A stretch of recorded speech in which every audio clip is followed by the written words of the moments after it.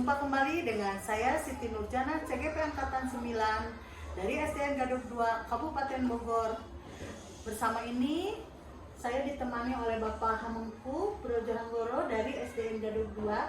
Selamat pagi Bapak. Selamat Pak. Assalamualaikum warahmatullahi wabarakatuh. Waalaikumsalam warahmatullahi wabarakatuh. Bagaimana Bapak kabarnya hari ini? Alhamdulillah. Alhamdulillah. Baik. Meskipun hujan tetap semangat. Iya, semangat ya Pak ya.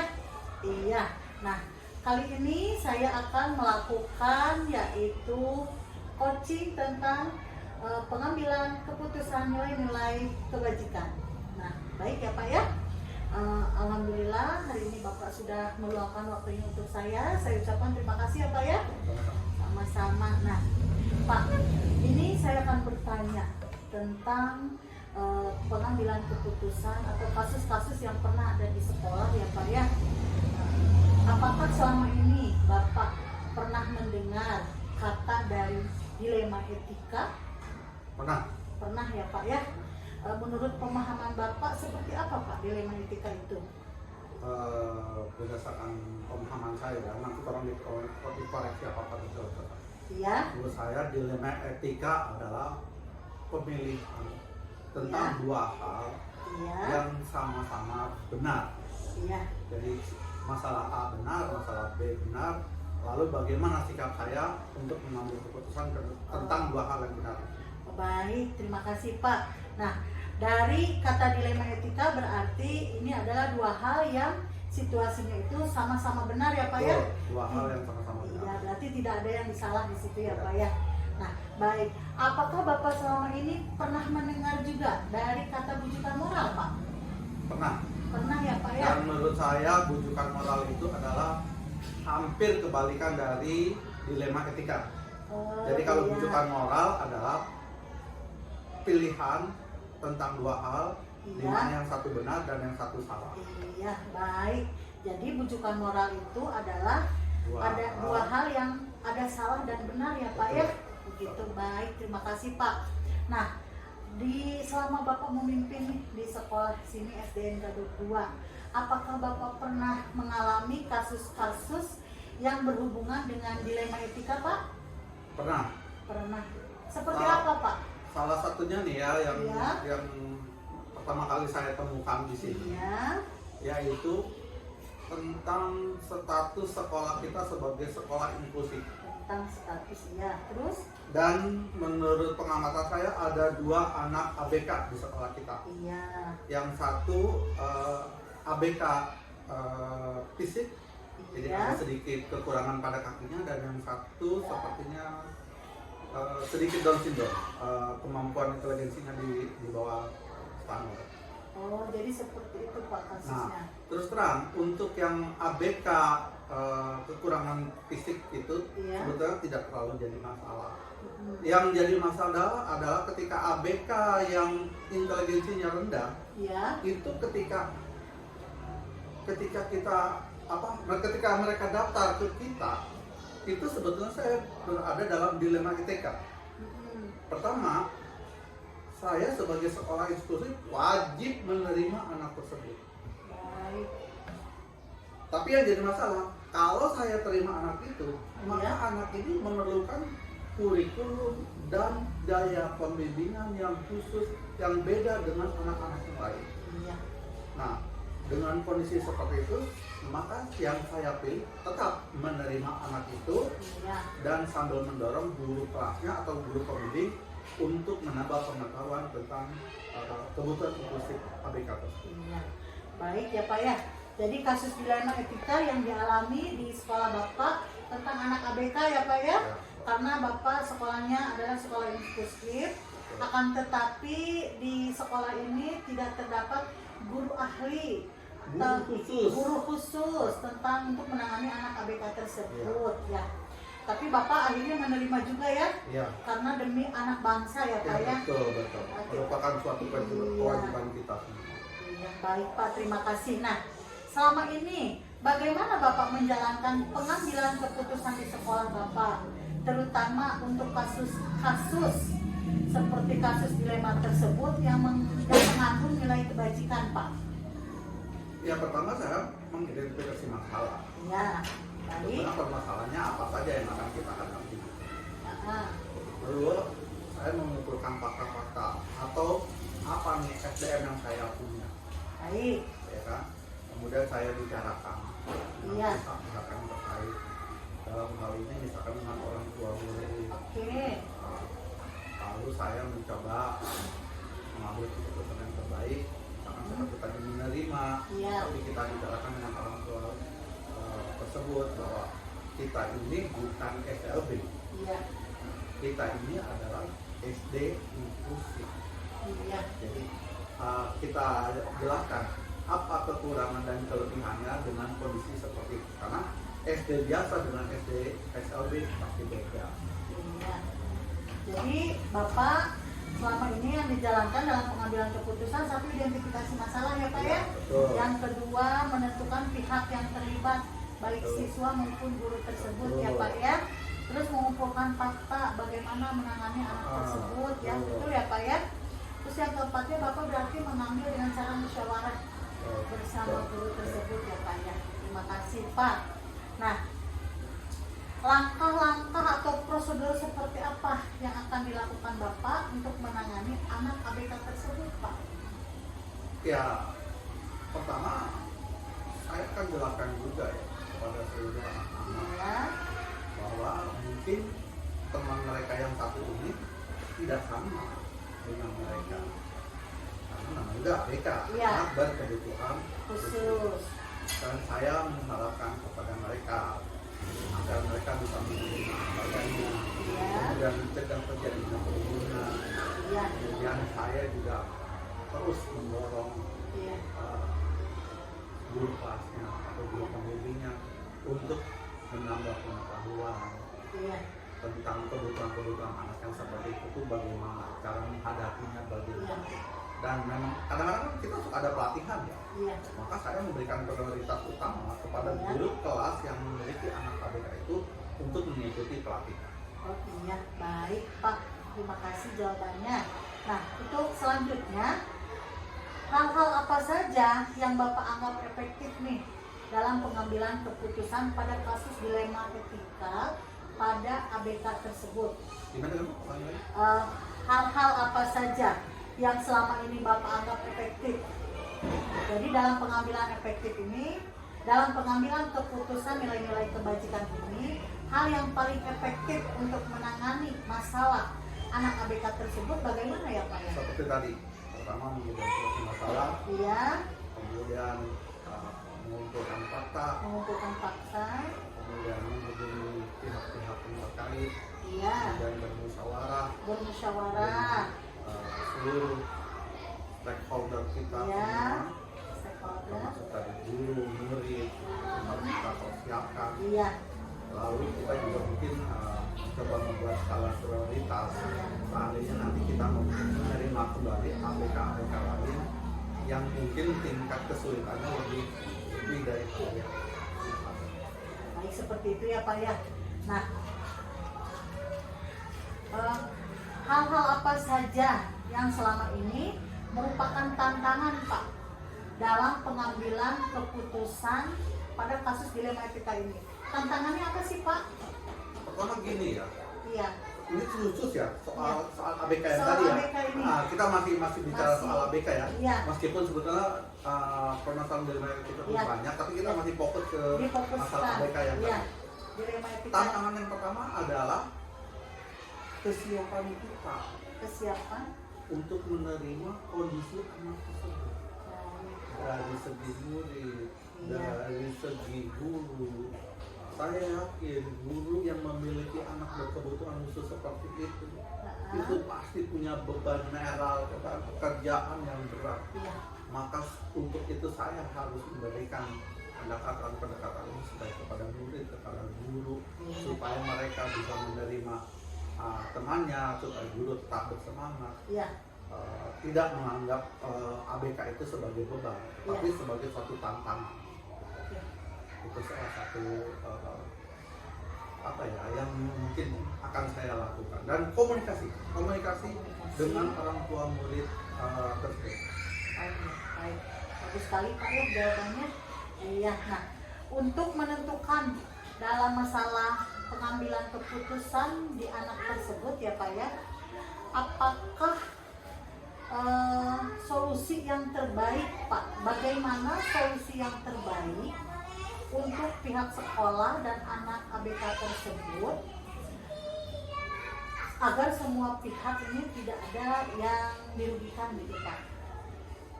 Nah, kalau untuk kasus seperti tadi ya, ABK fisik, kemudian inteligensinya sedikit di bawah standar, saya kira itu tidak terlalu bermasalah. Iya. Tetapi kalau untuk ABK lain seperti tunarungu, itu ABK yang sangat berat. Iya. Itu adalah ABK yang memerlukan keterampilan khusus. Maka saya akan menyarankan kepada orang tuanya agar bisa menyekolahkan anaknya itu di SLB. Iya. Karena kenapa? Sulit sekali, kalau tunarungu itu sulit sekali gitu. Iya. Itu sulit gitu. Kemudian kalau tunanetra tidak memerlukan kebutuhan khusus. Iya. Karena kenapa? Anak kan tidak bisa melihat, anak tidak bisa menulis seperti tulisan yang lain. Baik. Dia perlu bisa menulis braille. Iya. Baik. Betul Jadi sekali. saya arahkan juga kalau misalkan untuk ABK seperti itu, kita arahkan tuh agar mereka Masuk bersekolah di SLB. SLB saja. Oh begitu ya Pak ya, solusi terbaiknya ya. Bapak berarti mengarahkan orang tuanya dulu nih agar bisa masuk ke SLB gitu. Kalau memang ABK-nya berat ya, Berat, kalau ya. memang ABK-nya berat. Tapi selama masih bisa kita tangani, pasti Ya. saya terima. Iya, baik Pak. Nah, apakah Bapak memiliki jadwal tertentu Pak dalam menyelesaikan kasus dilema etika, atau jadwalnya ketika masalah datang minggu depan akan saya selesaikan atau besoknya, seperti apa Bapak jadwal? Kalau jadwal khusus enggak ya, Iya. jadwal khusus enggak. Dan sepertinya selama ini permasalahan yang muncul itu tidak terlalu urgent ya. Iya. Jadi saya paling hanya menanyakan kabar, bagaimana langsung ke anaknya, misalnya kepada ABK itu, Iya. gimana kamu sekolah, ada masalah atau tidak, gitu kan. Iya. Nah, dengan begitu saya dapat masukan apakah ada masalah atau tidak. Iya. Begitu juga ke gurunya, katanya bagaimana nih pengalaman mengajarnya hari ini, baik-baik saja atau bagaimana dengan anak ABK-nya, paling gitu ya. Dan kalau memang betul-betul ada masalah, nanti saya kumpulkan lagi semua. Saya undang orang tuanya, saya undang gurunya, gitu. Kemudian kita bicarakan bersama. Iya. Jadi Bapak tidak ada jadwal khusus ya Pak Tidak ya? ada jadwal, Jadi sesuai insidental lah. Ya, sesuai permasalahan yang datang langsung diselesaikan ya Pak ya, begitu. Nah baik Pak. Nah, apakah ada pihak lain nih Pak yang terlibat dalam mengambil keputusan tersebut ketika menyelesaikan masalah kasus dilema etika ini? Ya, seperti saya bilang tadi ya, mungkin kita juga kadang-kadang perlu melibatkan dari orang-orang dinas sosial. Ya. Selain yang stakeholder yang sudah Ya. disebutkan tadi, Ya, selain di sekolah ini ya Pak ya. mungkin untuk ABK yang berat seperti saya bilang tadi, mungkin Ya. kita bisa mengkomunikasikan juga dengan dinas sosial Ya, baik. agar anak tersebut bisa mendapatkan bantuan Ya. atau bisa mendapatkan apa ya, mungkin kesempatan yang lebih baik. Karena kalau ABK-nya berat, kita tidak bisa memberikan pelayanan yang terbaik. Baik ya Pak ya, seperti itu. Nah, dari hal semua yang disampaikan oleh Bapak nih ya Pak ya, apakah ada pembelajaran yang bisa dipetik Pak dari kasus dilema etika seperti anak ABK ini Pak? Ada ya, kalau misalkan pembelajaran kita, pertama, kita memang harus selalu bersyukur. Syukur ya. Kenapa?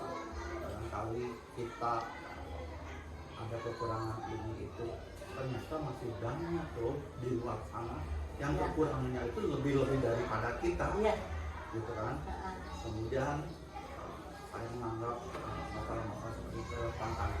Ya, baik Pak.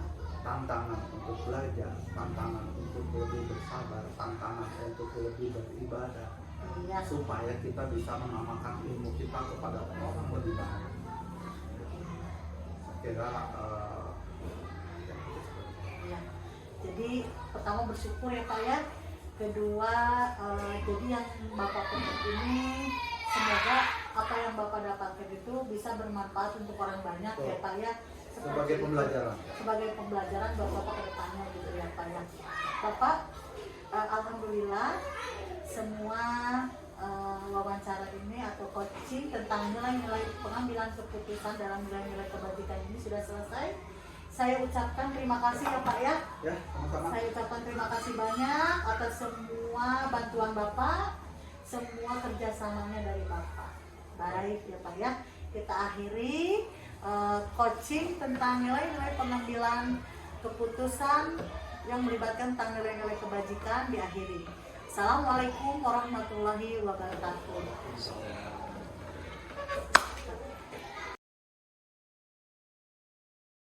Warahmatullahi wabarakatuh. Waalaikumsalam. Berjumpa kembali dengan saya Siti Nurjana, CGP Angkatan 9 dari SDN Gadok 2 Kabupaten Bogor, bersama dengan Kepala Sekolah SDN Gadok 1 yaitu Bapak Dudu Kurniadi MPD. Kali ini saya akan melakukan coaching pengambilan keputusan dengan mempertimbangkan nilai-nilai kebajikan. Baik ya. Assalamualaikum Pak. Waalaikumsalam, Bu Nur, gimana kabarnya? Alhamdulillah Pak, baik. Bapak bagaimana kabarnya Pak? Alhamdulillah baik, Bu Nur. Ya. Bapak saya ucapkan terima kasih ya Pak ya sudah meluangkan waktunya untuk kita bisa melakukan coaching pada hari ini ya Pak ya. Siap, Bu Nur. Ya. Insya Allah apa yang bisa saya bantu akan saya bantu. Apa yang nggak bisa kita terima bersama ya.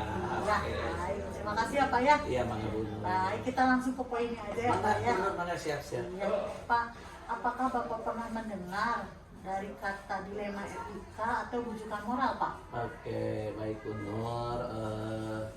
Kebetulan memang sebagai salah satu sekolah penggerak, dilema etika dan rujukan moral itu jalan satu poin dalam pengambilan keputusan ya. Baik. Jadi dilema etika itu suatu situasi di mana saya sebagai pimpinan harus memilih dua Ya. pilihan di antara keduanya memang benar, tetapi ada pertentangan. Itu Ya, Pak, ya. dilematika. Kalau rujukan moral, saya sebagai pimpinan tentu harus memilih satu pilihan dan pilihan ini adalah keputusan benar atau yang salah. Seperti itu. Ya, Itu Pak ya. seperti itu. Seperti itu ya Pak ya. Iya. Nah, bagaimana Bapak menjalankan nih pengambilan keputusan di sekolah Bapak terhadap kasus-kasus? Oh iya Pak, kita flashback ke belakang ya Pak ya. Apakah Bapak pernah mengalami kasus-kasus dilema etika Pak? Betul Bu, saya kurang lebih 8 tahun menjelang 9 tahun sebagai pimpinan tentu saja pernah mengalami kalau dulu kan kita nggak tahu ya istilah Iya. dilematika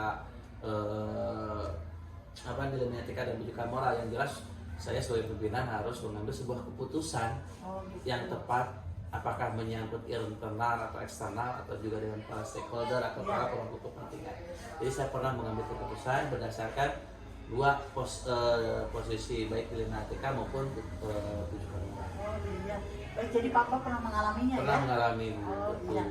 Pada saat itu Pak, bagaimana Bapak menjalankan pengambilan keputusan di sekolah Bapak? Baik, seperti misalkan saya harus mengambil satu keputusan Iya. yang tidak boleh merugikan orang lain atau Ya. yang bersifat win-win solusi.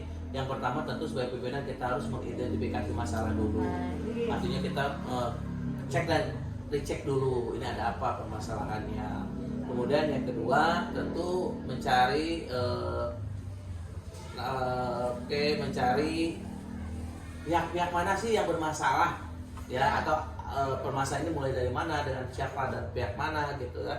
Yang ketiga saya mengumpulkan data, dicek, terjun ke lapangan, Iya.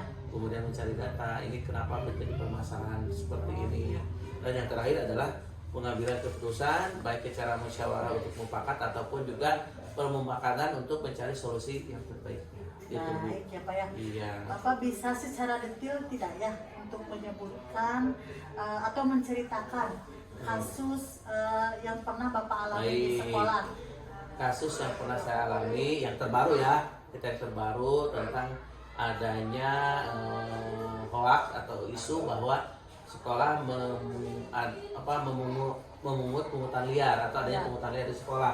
Iya. Itu yang dilontarkan oleh salah satu pihak dan itu cukup membuat kami resah. Iya. Dan akhirnya kami mencoba mencari tahu apakah memang ada pungutan liar atau tidak di sekolah.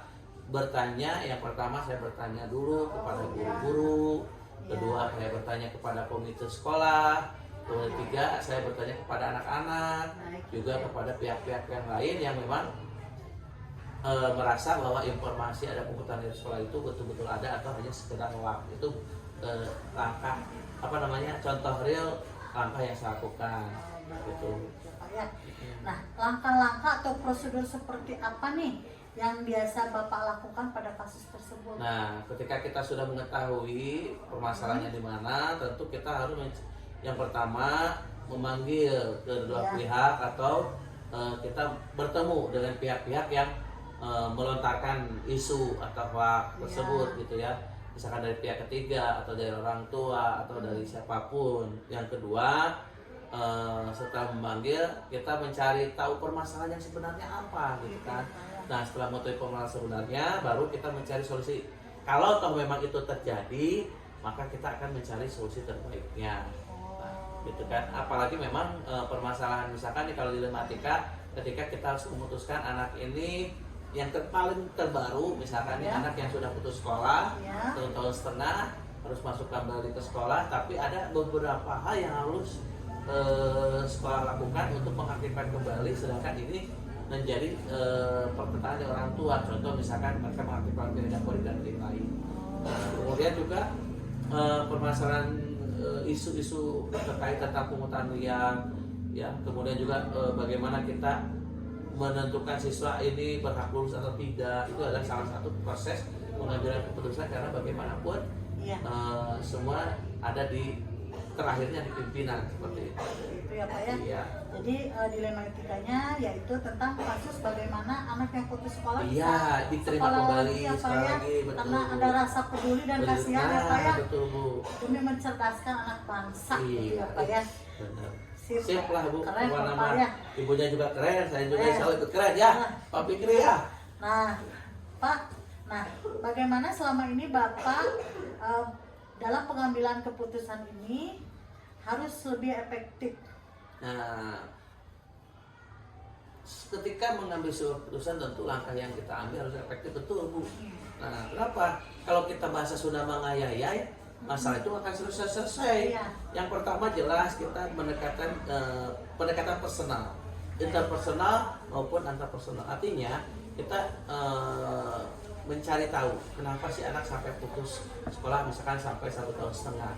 Kemudian yang kedua juga kita mencari tahu kenapa orang tua membiarkan anak putus sekolah. Iya. Nah, selanjutnya kita berdialog. Iya.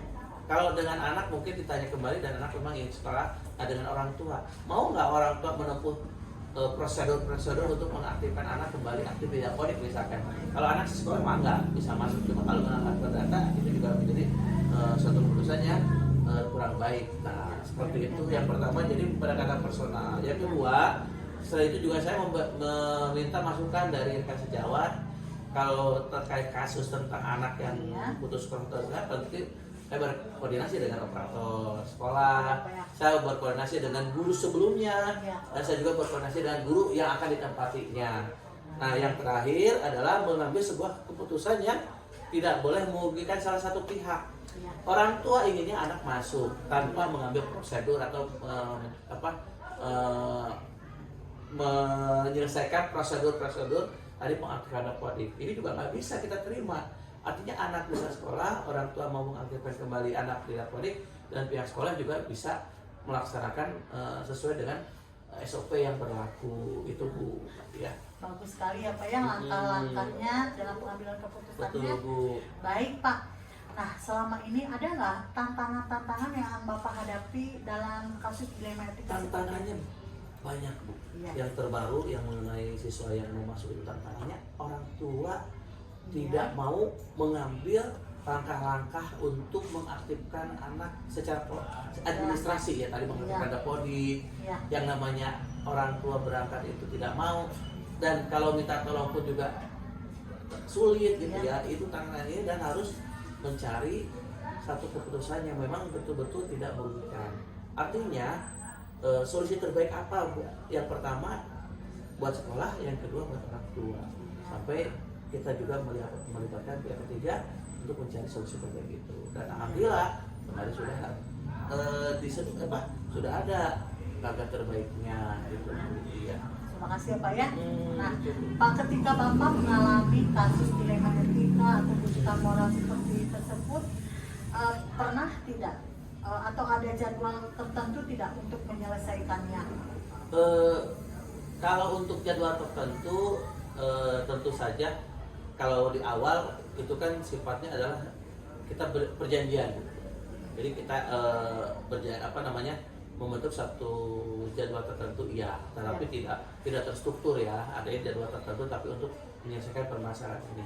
Tentu kita membuat satu pertemuan tertentu yang disepakati, misalkan hari apa, jam berapa untuk mencari solusi gitu. Dan itu kita jadwalkan begitu kita mengetahui permasalahan itu. Artinya memang kita buat jadwal tertentu. Dia tidak serta-merta seenaknya saja. Jadi ada perjanjian waktu juga. Gitu ya Pak ya. Betul. Jadi ada penjadwalannya ya. Penjadwalannya. Ya, betul. lebih terstruktur gitu Iya, ya Pak ya. Betul Bu. Baik. Nah, Pak, kira-kira nih dalam pengambilan keputusan yang Bapak pimpin di sekolah, ada nggak pihak lain yang terlibat? Alhamdulillah Bu, dalam pengambilan keputusan di kami, saya tidak mengambil keputusan sendiri. Jadi banyak pihak lain yang terlibat, mulai dari tadi ya, tekniknya, operator, kemudian dari gurunya, kemudian dari komite sekolah, juga dari tokoh masyarakat, dan juga dari dinas pendidikan kalau memang kita membutuhkan semacam fatwa atau masukan-masukan penting. Jadi ada pihak-pihak lain yang membantu dalam pengambilan keputusan saya. Iya, baik ya Pak ya. Nah, dari semua hal yang disampaikan nih Pak, dari kasus-kasus dilema etika, pengambilan keputusannya Pak. Nah, pembelajaran apa yang bisa Bapak petik nih? Yang pertama jelas pembelajaran yang kita petik adalah kita harus mencari tahu permasalahan sebelum mengambil keputusan. Jadi artinya cek dan dicek ya. Itu yang pertama. Yang kedua, kita juga tidak boleh mendengar permasalahan dari satu pihak. Kita harus mendengar dari kedua belah pihak. Yang ketiga, kita harus mencari solusi terbaik dan seefektif mungkin, secepat mungkin. Tidak boleh ngayai. Sapeting bereskan, satu hari selesaikan. Karena itu akan mengganggu tidur nyenyak saya sebagai pimpinan seperti Ibu. Jadi artinya memang langkah-langkah itu harus kita tempuh. Dan saya memang tipe orang yang gercep, hari ini ada masalah, 1 menit harus selesai. Gitu. Harus gercep. Gitu. Bapak, saya ucapkan terima kasih ya Pak ya. Bapak sudah bisa meluangkan waktunya dalam coaching ini. Ibu, terima kasih juga Ibu sudah berkunjung ke sekolah kami. Kasih, Ibu, alhamdulillah saat ini masih sehat. Mengikuti CGP. Salam kenal saya buat pendamping praktiknya. Saya juga alumni pendamping praktik. Ya, mudah-mudahan Ibu sukses. Amin. Selesai CGP, ikut PPG. Amin. Selesai PPG, jadi kepala sekolah. Amin. Tapi satu hal, jangan terlalu bongsor ya. Terima kasih Bapak ya. Terima kasih atas waktunya. Assalamualaikum warahmatullahi wabarakatuh.